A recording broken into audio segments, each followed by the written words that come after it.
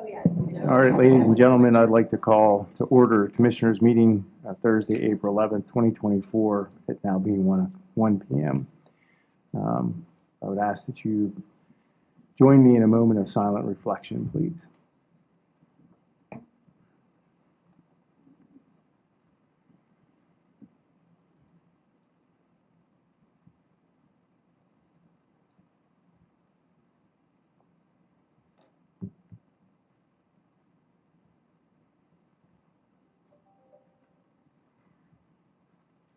If you please join me and stand for the pledge.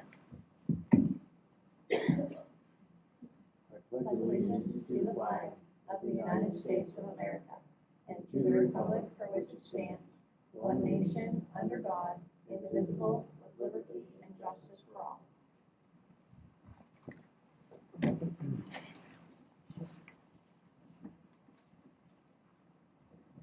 Thank you. Roll call. There are no additional members joining us remotely. Executive session announcement. There have been no additional or at all executive sessions since our last meeting, which would have been April 4th, 2024. Make a motion to approve the Board of Commissioners meetings minutes for 3/26, 3/28, and 4/2. I'll make the motion. I'll second the motion. All in favor? Aye. Public comment.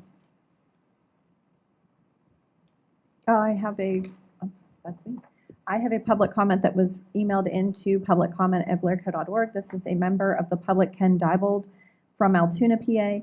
This is a copy. He did attach some things, so I'm fortunately not going to have those available to you, but I will forward this email to you at the end.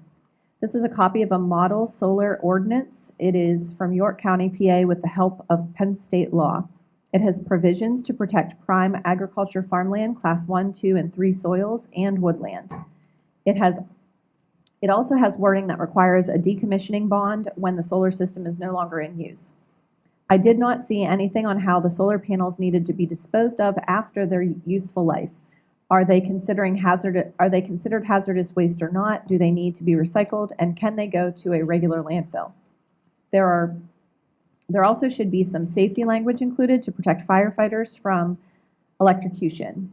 Maybe there should be a fee attached with that money going to be used for the county farmland preservation program. This is just a model to use as an example. I am making this comment after reading the article in the Altoona Mirror on how Logan Township will be in process of drafting a solar ordinance. I feel the comments made by the person representing the solar industry were false and one-sided. I would like the county to take the lead on this issue to get some basic guidelines for all the municipalities to follow, then letting each municipality adopt an ordinance specific to their needs. Having a base guideline benefits the county, the property owners, and the solar industry. Agricultural farmland and woodland are not renewable and needs to be protected. Solar energy will be part of our energy production. You can see that the county can get the best of both by protecting prime agriculture farmland and woodland and promoting solar energy on poor, non-productive farmlands and rooftops. Thank you. I just have a question on that. We often get things in for the commissioners to read and review. Are we now starting to read all of those at commissioners meetings? So this one specifically came into public comment at blairco.org, which was set up with that intention for folks that aren't able to join our meetings at 10 o'clock, well, that were at 10 o'clock. I will say this is a carryover from the prior boards and the prior administration, this public comment. I believe if it's addressed to the commissioners individually, you're welcome to respond to that however you'd like, but we can talk about that in an admin meeting someday if you'd like. We can add that to an agenda. Okay. Thank you. Thank you. Any other public comment? Commissioners comment. I'll go first, I guess. I had the pleasure on Tuesday, due to our meeting being canceled, of attending the Criminal Justice Advisory Board Conference in State College, and had 2 really good sessions. One was on the role of brain injury in incarceration and recidivism, and the other was on reentry. And I heard from individuals providing reentry services in Center County that have been pretty successful. So I'm really excited to bring those ideas back to Blair County and to our reentry coalition.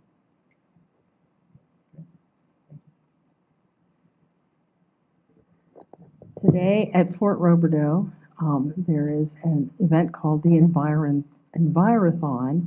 It is something that involves some high school students. They're having a contest and luncheon after they complete all these various tasks having to do with environmental issues that we face. I will have the results of who won and how they did next week at whenever we have our next meeting, whenever that happens to be.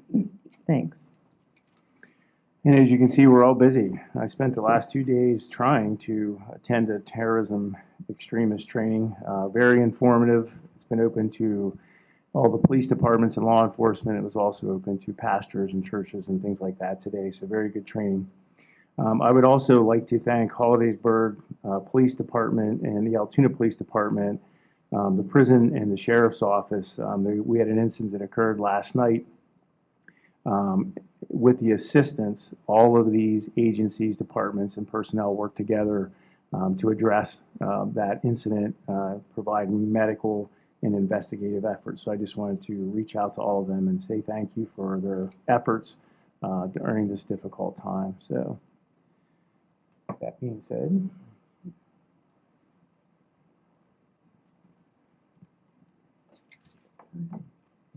Alrighty. We have a proclamation today for National Library Week, which is April 7 through 13 of 2024, and we have some representatives here. So I'll read this into as a motion. Whereas libraries offer the opportunity for everyone to connect with others, learn new skills, and pursue their passions no matter where they are on life's journey. And whereas libraries have long served as trusted institutions, often the heart of their cities, towns, schools, and academic campuses. And whereas libraries are an essential public good and fundamental institutions in democratic societies, working to improve society, protect the right to education and literacy, and promote the free exchange of information and ideas for all. And whereas the Pennsylvania Forward Literacy is Power initiative highlights how libraries and staffs encourage literacy in basic information, civic and social, health and financial, which contributes to greater personal and community success. And whereas libraries adapt to the ever-changing needs of their communities, developing and expanding collections, programs, and services that are as diverse as the populations they serve. And whereas libraries workers have worked to expand fluency in the digital literacy skills needed to navigate the online world which 21st century information exists. And whereas libraries are accessible and inclusive places that promote a sense of local connection, advancing civic engagement and shared community goals. And whereas getting a library card is a financially literate action. And whereas libraries play a pivotal role in economic development by providing resources and support for job seekers, entrepreneurs, and small businesses, thus contributing to local prosperity and growth. And whereas libraries, librarians, and library workers are joining library supporters and advocates across the nation to celebrate National Library Week. Now, therefore, be it resolved that we, Blair County Board of Commissioners, do hereby proclaim National Library Week, April 7 through 13, 2024, in Blair County. During this week, we encourage all residents to visit their library and celebrate the adventures and opportunities they unlock for us every day. Ready, set, library. And I present this in the form of a motion. I will second. all in favor? Aye. Aye. You want to present? The libraries will. They're Want- here. You ladies want to come up? Yeah.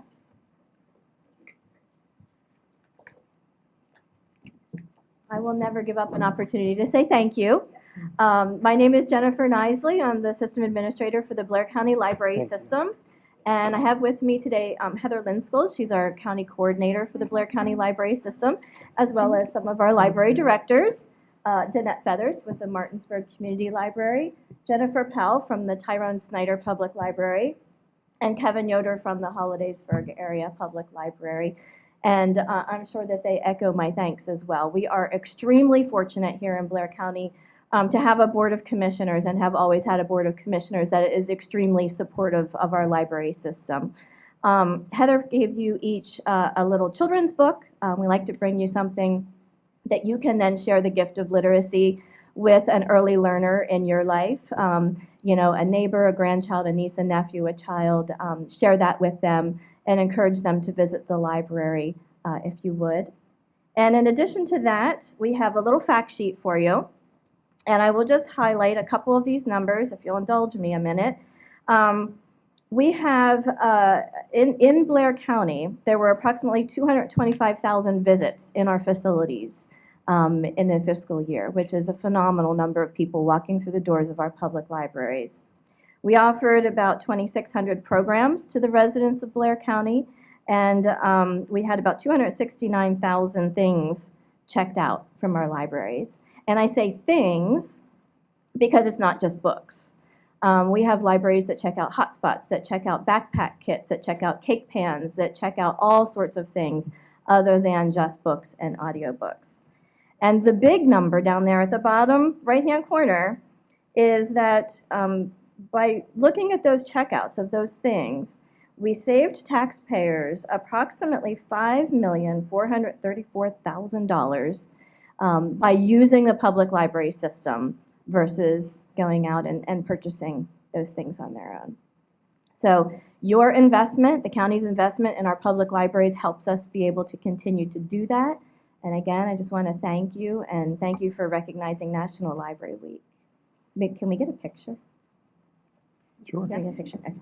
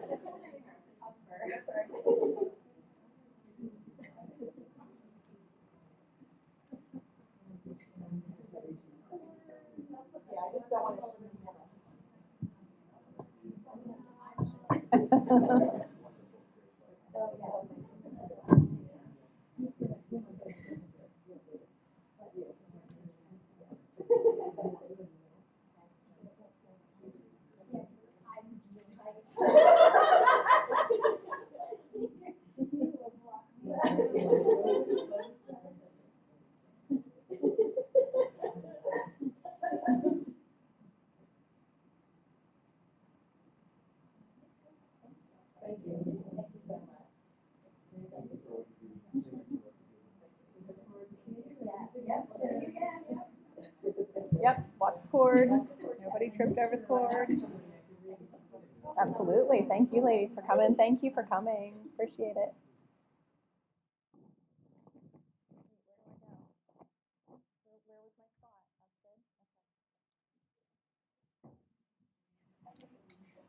What's that?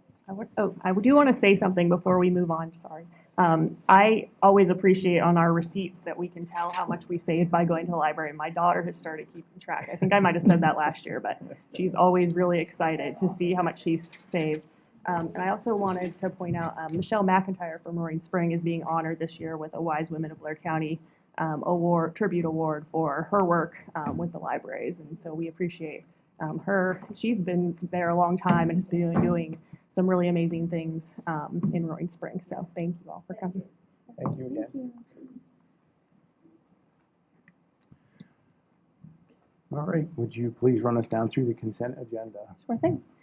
The consent agenda is Resolution 187. It's the ratification of 9 warrant lists as outlined in item A. The ratification of total payroll for check dated 4/5/24 in the total amount of $875,491.21. It's 2024 budget transfers in items C, D, E, F, and G. It's requesting an appointment for Erica Castine to serve on the Children, Youth, and Families Advisory Board. This one was hard to research because the board expanded. We don't believe there was anybody sitting in that seat prior, so I did write it up as one open seat with the term ending 12/31/26. That's why you don't see that typical nomer on the agenda. It's resignations, terminations, and employments as outlined in items I, J, and K respectively. Okay, any comments or questions? No. Okay, I'll make a motion to approve the consent agenda. Can I have a second? I'll second. All in favor? Aye. Okay, staff reports and special business, prison. Brooke's here. I never know what color shirt they're going to be wearing. The prison is requesting approval for the acceptance of the bids received for the 2 milk products for the Blair County Prison and to award or reject per county code thereafter. Any comments or questions? So as you can see, we are just accepting them today. I do have an outstanding question to legal counsel. We'll get that answered, and then we can hopefully take action on that, on this as soon as possible. Okay, so we can't take action today, but thank you. Other than to accept. To accept, I'm sorry. We do need that action to All right, accept. Thank do I you. have a motion to accept? Thank you. So moved. All right, all in favor? Aye. Second. Second. Second. Okay. Okay. Gotcha. I Thank didn't hear you. it. I'm sorry. Thank you. Thank you. Yep. Thanks, Brooke. Pathonetary's office. If there is no one for this item, I can take that. They are requesting a service agreement extension between Modern Business Services, or MBS, and the County of Blair on behalf of the Pathonetary's office. They're asking for service on the Lectriver and the compact movable shelving systems. This is for a period of January 1, 24 through January 1, 25, and that is in the total amount of $2,331. And I say as long as they're going to continue to service or give us a service agreement for it, that's a good thing, because that Lectriver system and the movable shelving systems are Quite old. thank you. Yes. Best way to And put it. You just have to be careful when you're in between those stacks. You do. Yeah. Any comments or questions? Okay, make a motion to. Yep. I wanted to make sure. Yeah, I'll make a motion to approve the service agreement between Modern Business and the County of Blair. I'll second. All in favor? Aye. Thank you. I am actually taking the next item as well on behalf of IT and Dawn Weekland. They are requesting a approval of a quote received from Excidium, I think is how you say it, for 500 licenses of endpoint security software for the period of February 1st, 24 through February 1st, 27. This is in the amount of $15,000. The $15,000 is covering the full 3 years. So I do believe it's 5,000, 5,000, 5,000. I can double check in your packet. And there is available funds in the budget for this. This is a renewal of an agreement that we've had for some time on that endpoint security system. Okay. Any comments or questions? I apologize. It looks like it's a one-time fee, but it will cover 3 years. So it's a prepayment of all 3 years. I'll make a motion to approve. May I have a second? Second? All in favor? Aye. Controller's office.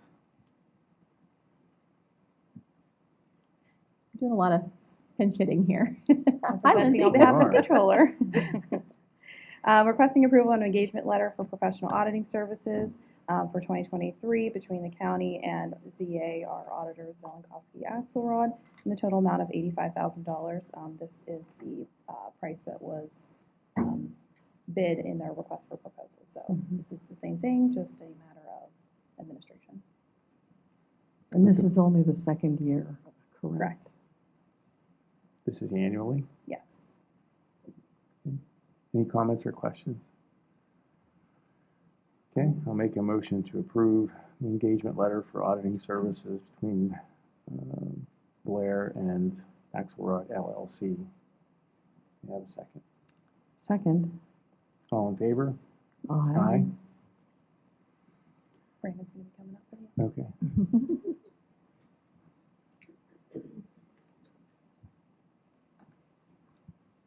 Afternoon. I'm here requesting approval of the submission of the 2022 Act 13 unconventional well spending report to the Public Utility Commission. Comments or questions? That is not a typo. That is actually, we're reporting on 2022. We're kind of like 18 months behind or so. Just how the state has this Yeah, we do system. receive and spend the funds in 23, but I think it's based on 2022 Yeah. impact fees. So that's why it's Yeah, and then this report does get uploaded to our website. So we have reports back a few years. I can't say how long, probably I think 2011. 20. Oh, okay, so that's pretty good. And you can see where those funds have went historically. Comments or questions? It's just, if Brandon's going to keep giving presentations, we'll need bigger, taller microphones. Yeah. That's all. That's my only comment. I'll make a motion to approve well spending report for the Public Utilities Commission. Can I have a second? I'll second that. All in favor? Aye. Thank you.